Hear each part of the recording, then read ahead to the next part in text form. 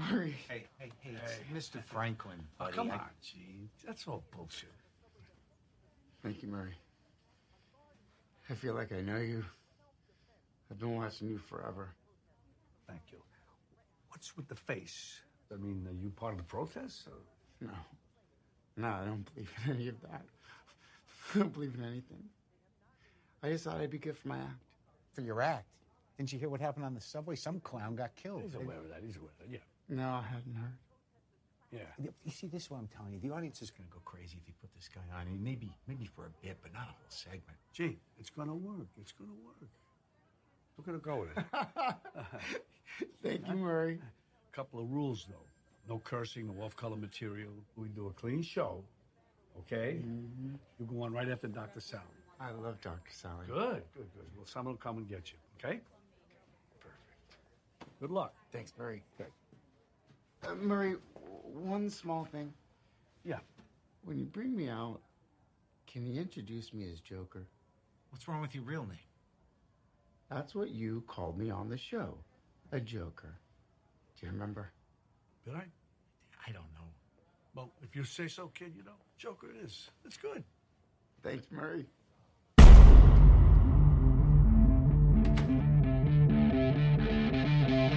What are you? I'm Batman. My name is Bond. Bond. It's Bond. I'm Batman. I'm Batman. Bond. My name is Bond. James Bond. James Bond. I'm Batman. I'm Batman. 007 reporting for duty. This is The Night Cave, the show covering everything related to Batman and James Bond. And now, here's your host, Brian Thomas. Welcome back, everyone, to an all-new episode of The Night Cave. The name's Thomas, Brian Thomas, and I am your host. Thank you for joining me. It's been a while. And I think I said that on the last episode. And yes, this is me, Brian Thomas. I just, how do I say this? Luckily, you're not in the same room or same vicinity as me because I am battling a case of the flu. But I am still making time to record because I have a lot to talk about, so much to talk about, and only so much time. But yeah, it's great to be back. This is the show where we discuss everything related to Batman and James Bond movies. No, I did not leave anything out. If you noticed on the intro, I might have tweaked it a little bit. And yes, we're going back to old school rules. We're going back to, I said I wanted to expand this podcast, and I think I bit off more than I can chew. Bottom line is, Knight Rider, I love Knight Rider, and I love Arrow. But you know what? I want to focus on the two big things that are, top priority, the two things that, are bigger in the news, and that, it makes it easier to keep track of everything and just talking points and such, if you will. Bottom line is, though, we're going back to just Batman and James Bond movies. If it relates to other things related to Batman and James Bond, then, we'll talk about it. Great example, Wonder Woman. I did a Wonder Woman review a couple years ago when it came out, and you know why? Because there was a mention of Batman in there. There's a mention of Batman, actually in the Joker movie. If you heard the clip, if you haven't seen it, then make sure that you see it. There's a mention of Batman and Birds of Prey, something else we will talk about. So you get the idea. And I do apologize that, I haven't recorded in quite a while. Like I said, I've been fighting this flu. I think it's almost run its course anyway. But I will not bore you with those details. I hope all of you have had a great last month and a half, or last time I did record, I believe it was the Honor Her Majesty's Secret Service episode, or review episode, and I hope you had a chance to listen to that. I had a lot of thoughts and opinions to share on Her Majesty's Secret Service, and I think I've come to, if you didn't get a chance to listen to it, go back and listen, please. But the more I talked about it, the more I watched it, the more I enjoyed it, and I definitely think it ranks up there as one of my higher Bond films. But we're not going to be talking about On Her Majesty's Secret Service today, but we will be talking about No Time to Die. If you can believe it, that's right. It is, what is it, February? I lost track of time. It's Sunday, February 16th at the time of recording. And I can't believe it. We're a month away from March, which means we're like about a month and a half, give or take, away from when No Time to Die is released. This year has gone by so fast already. I don't wish time away, but I just want this movie to come out as soon as possible. Well, Brian, you said that you weren't excited about it. Well, I never said I wasn't excited about it. I said I've tried to remain optimistic. I've had a few doubts, and we'll actually talk about those doubts tonight. So let's talk with the big story right now. And I've been trying to post a little bit more on social media. What did you guys think about a certain singer, a certain theme song that was dropped in the last couple days? And it's probably better it worked out this way when I'm recording, because it's let some time, we've had time for this to sink in, to let you listen to the song over and over, whether you loved it or you hated it. And I am talking about No Time to Die, sung by Billie Eilish. I don't know how to say her name. Anyway, yeah, so I didn't know what to expect with this song. Well, let me phrase that. I have my opinions about this singer, okay? That I would... Man, how do I say this without being rude? Okay, I think that she is kind of like a flavor of the year, and I think that, okay, she's talented. She writes her own music. I always give kudos for that.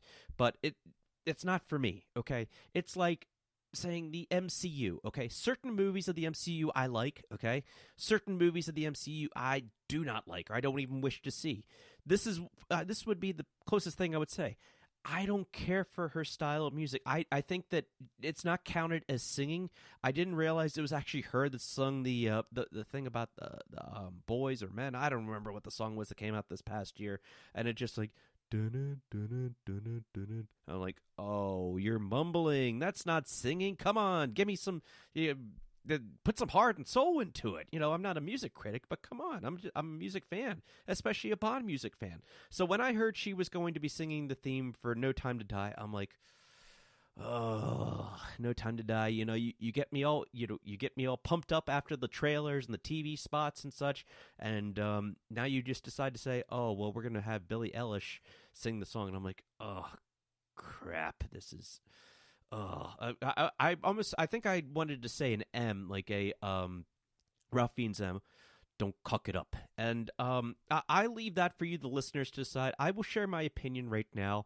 And I would try playing a clip of this song, but I'm not going to, because I've gotten it taken down so many times when I tried to post it on my Instagram, when I tried to post it on Facebook, on my Facebook page. It kept getting taken down, I guess. So whatever, we're just going to go with it. I'm going to assume that you guys have had a chance to listen to it. But a lot of you have shared your opinions online.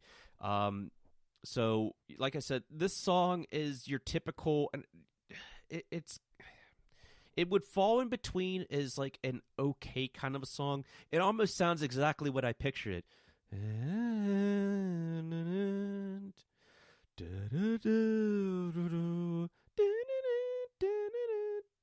No time to die. There. That's the best you're going to get out of a recording. I'm here all week, try the veal. So, this song, it's, I know that I read that it was actually partially composed, like the orchestra was composed by Hans Zimmer. We'll talk about Hans Zimmer in just a few minutes. But, no, it's kind of meh. I don't hate it, but I don't love it, okay? And actually, I did create a list of top Bond songs and least favorite Bond songs that I did want to go over while I had a chance while we're talking about this. But yeah, it's better than some, but it's just. And you know what? I think this falls like when I first heard the Sam Smith the Writings on the Wall, Another Way to Die for Quantum of Solace with what's his name, Alicia Keys and what's his name? Jack Smith, John Smith, I don't know, whatever his name was. I'll look it up in a second. But yeah, it was until you see the opening titles, whether it's going to be Daniel Kleinman, hopefully it's going to be Daniel Kleinman, whoever is going to be doing this, I think whenever I see the song in there, along with the credits, I think it gets me more. I get more interested in it. The same can go with like Madonna, Die Another Day. A lot of people hate that song. I'll let you know where it ranks on my list. But while it might not sound like complete like a Bond theme song, it did work for the movie. So I don't know. It's kind of Billie Eilish's voice is just kind of dark and depressing, and it just I don't know. It just I'm not crazy about it. So, what did you guys have to think about this? Well, I'm glad you asked. We will start with Universal Exports London on Instagram. He said, "I like it." Actually, I think he said that he really liked it. So, James Bond Down Under, another big account on Instagram for James Bond fans. He agrees with me. Don't hate it. Don't love it. Not iconic enough for me. Could have been so much more. I think actually he had some more to add to that. He was saying that it was, he listened to it a little bit more and it was growing on him. He said that he actually, said he processed it over the weekend, as have I. He said, well done. It's a very good Bond song. So, maybe I need to keep listening to it 20 more times. I don't know. Let's go to Mr. Swinderman. It's okay. The more I listen to it, the more I like it, but it wasn't an immediate love like You Know My Name or Skyfall. Couldn't agree with you more on that, Mr. Swinderman. Let's go to Beto Corleone. I think I've spent the last 24 hours listening to it over and over. It has all the elements of a perfect Bond song. Is haunting and has the Bond leaf motive written all over it. To me, it's flawless. The Twitter poll that I had posted on there, I asked if you love it or it's a hard pass. 60% of the people on there said that they love it. 40% said it was a hard pass. Like I said, to each his own. Let's go to Facebook really quick to my post on here. I'm trying to get it to upload. TikTok. Come on, social media. All right. Well, I know that one of my friends said that, it was just one of those songs that was just, here we go. Perfect. Okay. This is from a special guest we've had a couple times on the show at least, Mr. Michael Joels, a big fan of the show. He said, I started listening, hated it because of her. I'm sure she's a nice person, but I like the second half of the song more. Yeah, it's, I've actually heard that a lot where a lot of people did not like the very beginning. It started off very slow, and then I would say the last minute or so is like where it picks up, and it's the best part of the song. You kind of hear the da-na-na-na, kind of like a very John Barry, kind of David Arnold, kind of reminded me of a little bit. I thought when I heard that, like of Tomorrow Never Dies, when I heard that, or Thunderball. This is from Nick Alexon. He said, third listen through, and it has the beats of a 60s James Bond theme, but Eilish fails to carry the emotional weight necessary to deliver the kind of Bond theme that we all deserve. I feel it was written well enough, but the emotional timbre of the song is just off. This is like if Tina Turner delivered Goldeneye without passion. I have a problem with Eilish for that reason. One tone, no payoff, no emotional weight. This is why the song Bad Guy, that's the song, Bad Guy, excels in her catalog, but it's simply a shame that it's only one that will ever be a huge enough hit. No Time to Die is meant to be emotional, but it ends up being empty. This is from, let's see, my good friend James Revere. He said, I'd rather listen to Bob Costas mumble rap a Cardi B song. And I don't know if I would go that far, JR. But yeah, I said that mumbling shouldn't count as music. I won't say she's mumbling, but it's just, I agree, Nick. She has that one note, and it just, I don't know. It's, what I guess from a marketing standpoint, it makes sense. She won however many Grammys and such, and she performed at the Oscars. I didn't care for her performance at the Oscars. She sang the song yesterday, and I was just like, but when I heard the song, I was like, okay. Like I said, don't hate it. I don't love it. So, Brian, well, what are your favorite Bond theme songs? Well, I am glad that you asked, okay? So, you know what? We'll start just for fun. We'll start with the, let me go into a little bit more detail about this Billie Eilish song. I had a couple of the thoughts I want to mention. It's about betrayal. It's not too upbeat. It's kind of mellow. It's kind of a mellow song. Like I said, it's a cross. If Skyfall and The Ratings on the Wall had a love child, this would be the byproduct, okay? This would be their child, okay? And I love Adele's Skyfall song. But let's talk about least favorite songs. And these are in no particular order. And, let me know what your least favorite Bond songs are. Maybe I'll have to post something on social media about this. So, first one I would think of is Tom Jones' Thunderball. I don't know why, but that's kind of just like an annoying song. And, Tom Jones, yeah, it's not unusual, yeah, and he's playing like Thunderball, and it's okay. It's just it's just not my favorite, and I just don't, maybe it works. The John Barry theme under there, dun-dun-dun-dun, yeah, I think that works great. But his voice is just not something that I liked so much. I'm definitely going to put Jack White and Alicia Keys' Another Way to Die on there. Like I said, when I first heard that song when it came out in '08, I was thinking, well, this is different. It's like two things that shouldn't belong together, but they are. Alicia Keys, I like her music. Jack White, he was all right. But when I watched when I saw the movie in theaters, actually, I think I saw it at least twice. I think I saw it twice, but it worked for the titles, dun dun dun dun dun dun dun, and it kind of worked, and it's one of those Bond songs that you could tell that it didn't. The composer, in this case David Arnold, had nothing to do with it. You can tell when a composer has kind of I don't want to say a say, but a composer is involved with the theme song. We can obviously say that John Barry was definitely involved in a lot of the Bond theme songs back in the day. Bill Conti was involved in the Bond songs, I believe, with Shirley Eaton. For Your Eyes Only, I think he was involved. What's his name? For The Spy Who Loved Me. For Carly Simon, I believe that. Oh my goodness, the composer's. I'm losing my mind here. I'm sorry. I'm just going to say I'm under the weather and I'm not being able to think. Anyway, let's continue with the list. Madonna, Die Another Day. Okay, it's not a great Bond song at all. It isn't. I will listen to this Bond song when I listen to my Bond theme song playlist. I won't turn it off. But as a Bond theme song, I think that it's just. It's too poppy, I think, or not poppy. It's too dance kind of pop in a way, I think. And what is with? I still don't get it to this day. Sigmund Freud analyzed this. I don't get it. I really don't get it. Lulu, the Man with the Golden Gun. You know how I just said that John Barry, involved in the theme song. He was involved with this because it had the Man with the Golden Gun theme in it.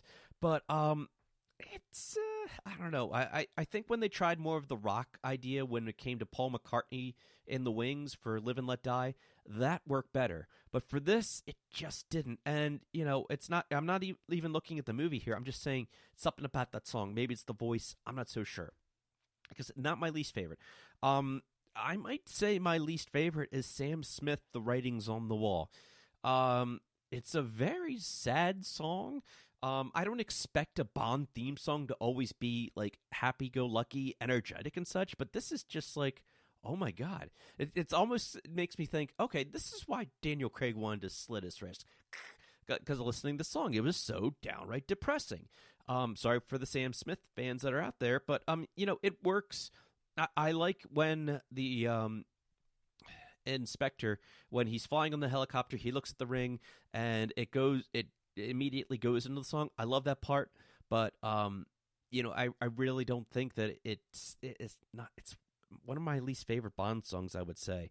I'd rather probably rock out to Tom Jones than to the Sam Smith song. And, I like I said, can I listen to it? Yes, but it's one of those when I'm listening to the Spectre score that I'll just skip through. So, so what are my favorite Bond songs? Glad you asked. Once again, in no particular order, I'm definitely going to say Garbage, The World Is Not Enough is one of my favorite Bond songs. This is one that was written with David Arnold and Don Black, I believe it was. And it's one of those Bond theme songs where the theme is carried in from that theme song throughout the whole movie, which I like when a composer is able to do that.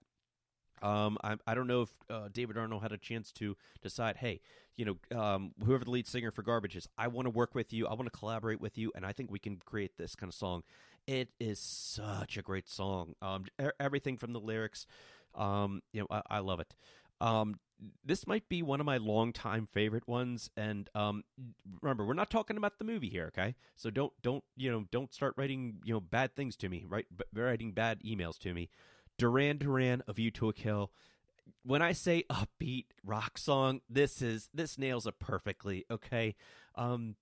I absolutely love this song. Before I even got into James Bond, when I was still when I was still playing my Nintendo 64 or Super Nintendo 64 at the time, when I just figured out what James Bond was, my dad had this James Bond, one of those best of Bond James Bond CDs, or actually I don't know if it was a CD or it was a cassette at the time. I think it was a CD because they were just becoming into popularity.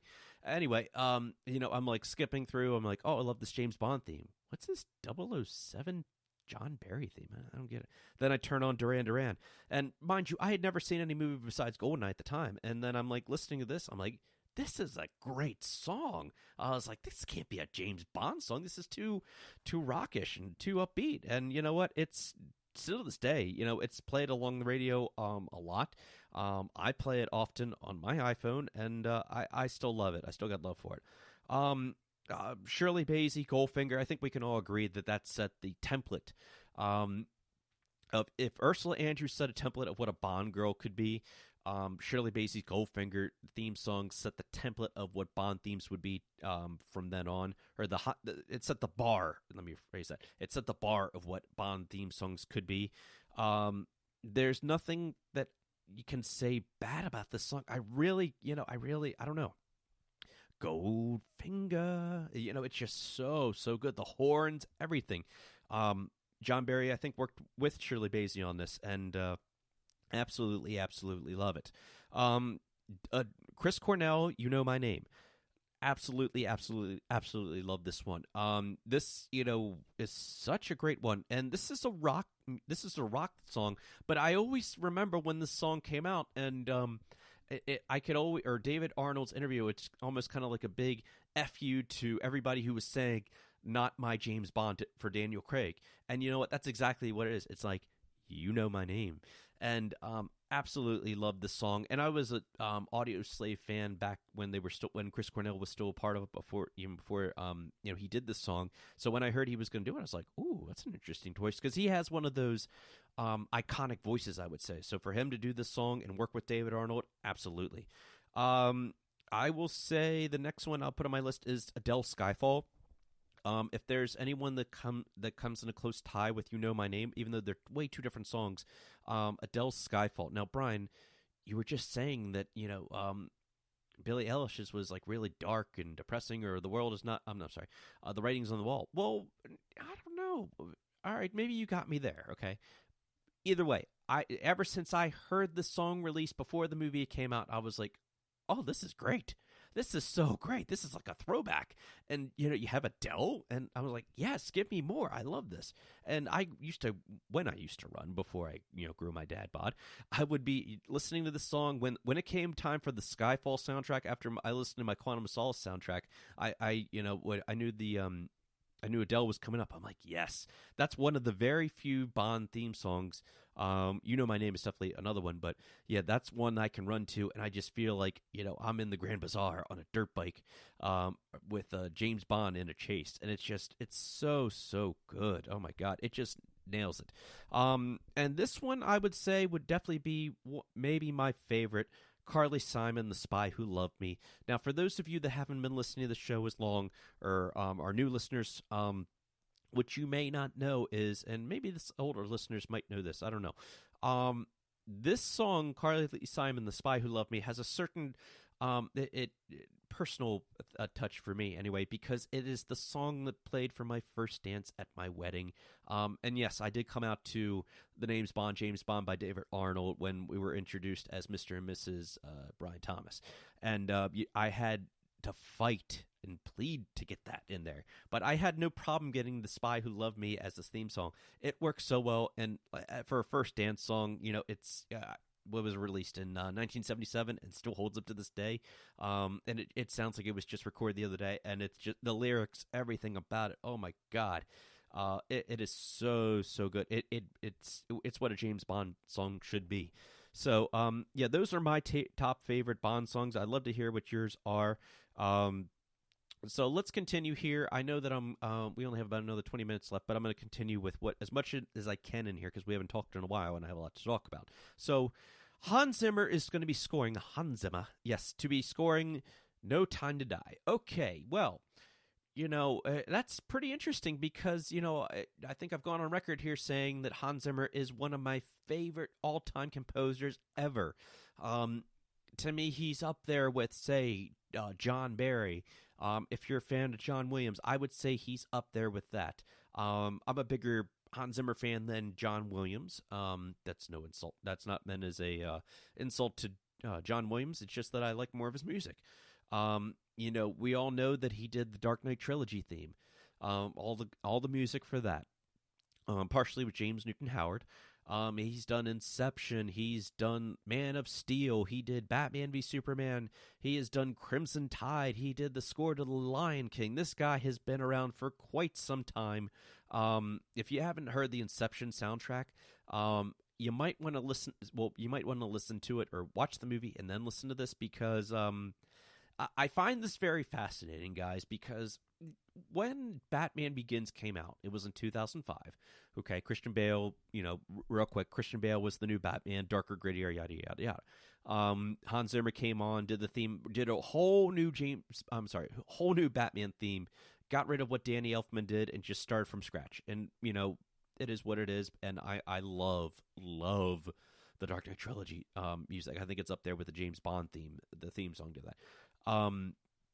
Regardless, though, 2006, it's kind of interesting that at that same time, a year later, you have Daniel Craig stepping in as the new James Bond. And then, as time went on, you would say that James Bond was compared to Jason Bourne, or that you could say that Casino Royale was the Batman Begins for James Bond. And if it wasn't for Batman Begins, we probably wouldn't have this new darker James Bond and such. We wouldn't have like we wouldn't have Daniel Craig. So, and then when the time came around for like Skyfall, I'm thinking, ooh, this does have remnants of a Hans Zimmer score, of a Dark Knight kind of feel to it, which is not a bad thing at all. And even the score by Thomas Newman kind of had those hints in there. I would say the song, the track "The Moors" reminded me slightly of a Joker theme. And, I always, if I ever had a wish list for somebody to score a James Bond movie in my lifetime, Hans Zimmer would always be at the top of the list. I am super, super excited for what he is going to do with this score. At the same time, I was kind of hoping that Thomas Newman or David Arnold would come back. Actually, I wish that David Arnold will come back and kind of finish what he started with Daniel Craig's James Bond score. Maybe he had hints of "You Know My Name" in there. I don't know. That Hans Zimmer would be the one to revive it for the next actor who becomes James Bond. Either way, though, I'm excited for Hans Zimmer to be scoring this. Like I said, I know that he's currently working on it. I know that he helped with the orchestra, like I said, for Billie Eilish's song. Maybe that's what made it sound a little bit better. So I'm looking forward to it. Like I said, Hans Zimmer did change the Batman theme for the Dark Knight trilogy, but I know I highly, highly doubt he would go and make his own James Bond theme. I think it's probably in the paperwork when he was signing it. You will use the James Bond theme this many times and such. So, I can only imagine what kind of a spin he's going to be putting on that. So I am looking forward to it. So let me know what you have to think about that. All right, so time is of the essence here. Let's talk about the Batman. So Robert Pattinson, Twilight, yes, he is going to be Batman.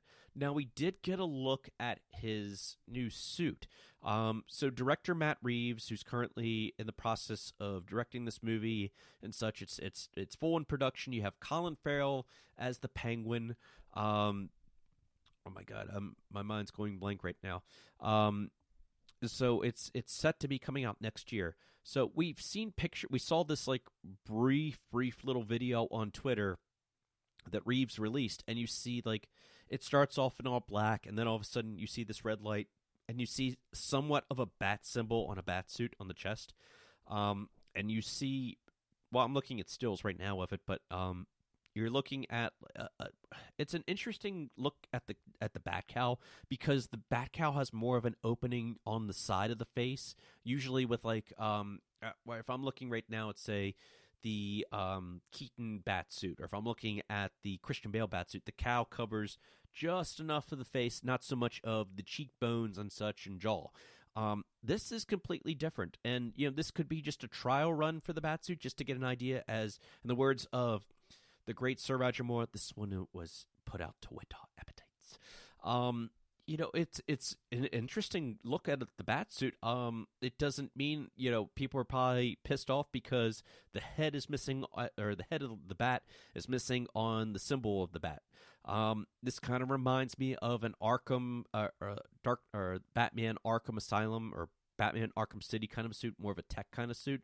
So, yeah, I'm more interested in this as as more information is being put out.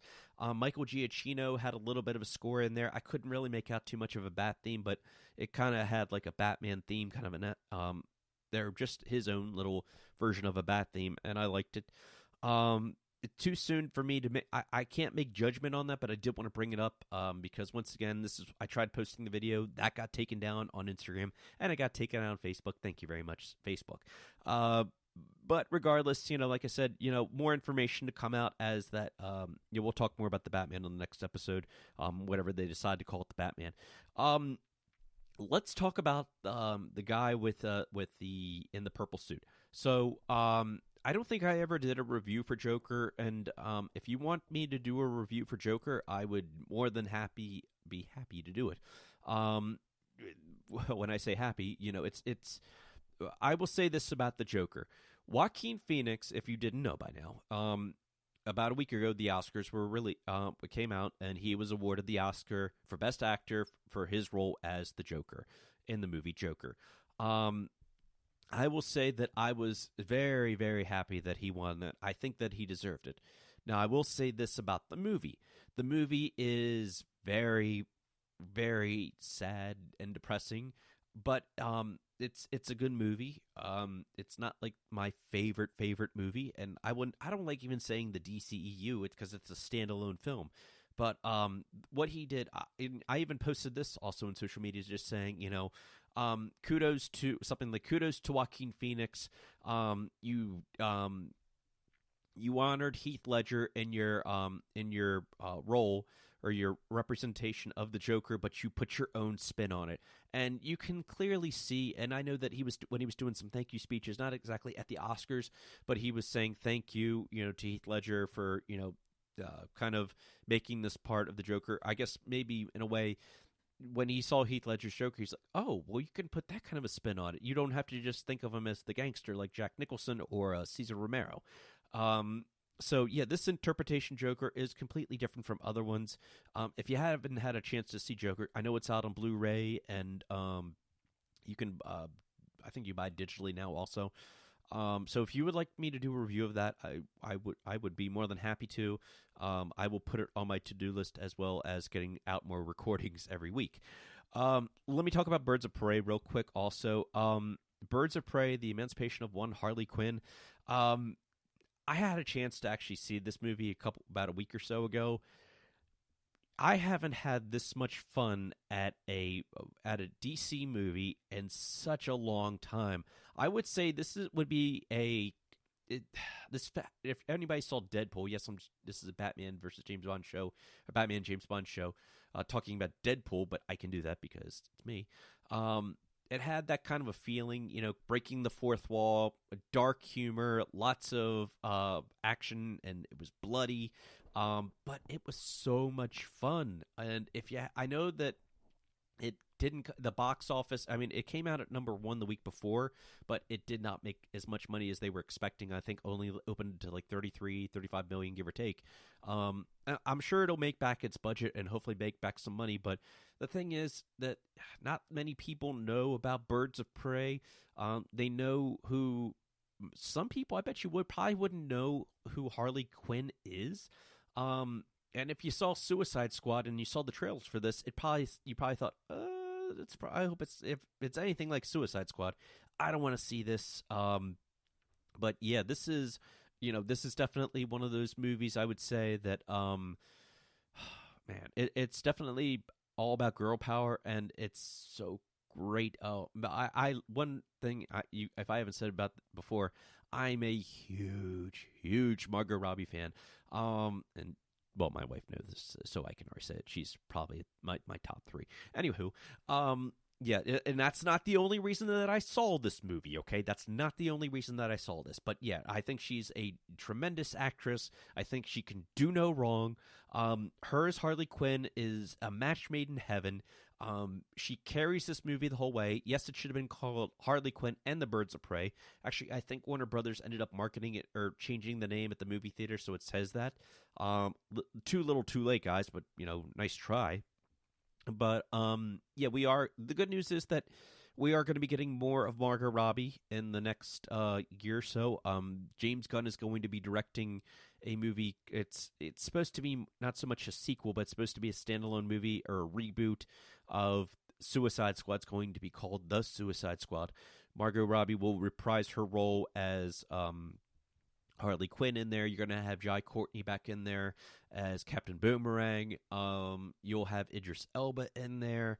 It's going to be, like I said, it's going to be directed by James Gunn. And yes, he's the guy who directed Guardians of the Galaxy. So I'm very, very happy about that. Very excited to see what he's going to be doing with his kind of version of, the Suicide Squad. I think he's going to take everything that I would say the very few good parts that were in the Suicide Squad. I don't hate Suicide Squad, but I just think how it was thrown together, how it was kind of butchered in a way. I think it could have. I think there's so many things you can do with these characters that when you see Birds of Prey, it's like, oh wow, you don't have to have a Ghostbusters storyline for just a character kind of a movie. And they did a good analyzation of Harley Quinn in Birds of Prey. I hope they carry that forward with the Suicide Squad. Just seeing the characters interact in Suicide Squad, the one directed by David Ayer. One of the favorite scenes in there of that movie was the bar scene, and it didn't have any action whatsoever. They're just sitting in the bar, they're just talking, and I think that was one of the best parts of the movie, just the interaction between the characters. So if he can do that, which he's already proved many times that he can do that with his movies, even though I've only seen the 2 Guardians of the Galaxy movies, but tomato, whatever you want to call it, yeah, Suicide Squad is probably the Guardians of the Galaxy of the DCU. Regardless, I'm very much looking forward to this. I hope that it ends up being as good as we all hope it's going to be. I'll have to find out a release date for that. But yeah, so anywho, I'm going to wrap this up right now because I don't want to get into too many more things. And if I'm being honest here, I accidentally deleted my show notes right 5 minutes before I started recording. So I'm doing this based on memory, if you couldn't tell. Anywho, so that wraps it up for this episode of The Night Cave. Thank you so much for listening. I know I've said it before. Please be sure to subscribe on iTunes and Spreaker, and share your show with your friends. If you haven't done so already, please leave a 5-star review on iTunes. I'd very much appreciate it. Let everybody know there's a show that talks about Batman and James Bond, the best of both worlds out there. Follow me on all the various social media networks on Twitter, Facebook, and Instagram at The Night Cave. I'm gonna try to get back. Like I said, luckily I'm at home right now. I don't have to go out right now, and I can record this. So if I can record this while I'm almost through battling the flu, then there's no reason that I can't put out a weekly episode. So I will get back on schedule. So like James Bond, I will return. Until next time, I'm Brian Thomas. Thanks for listening, everybody, and have a great week. Bye-bye.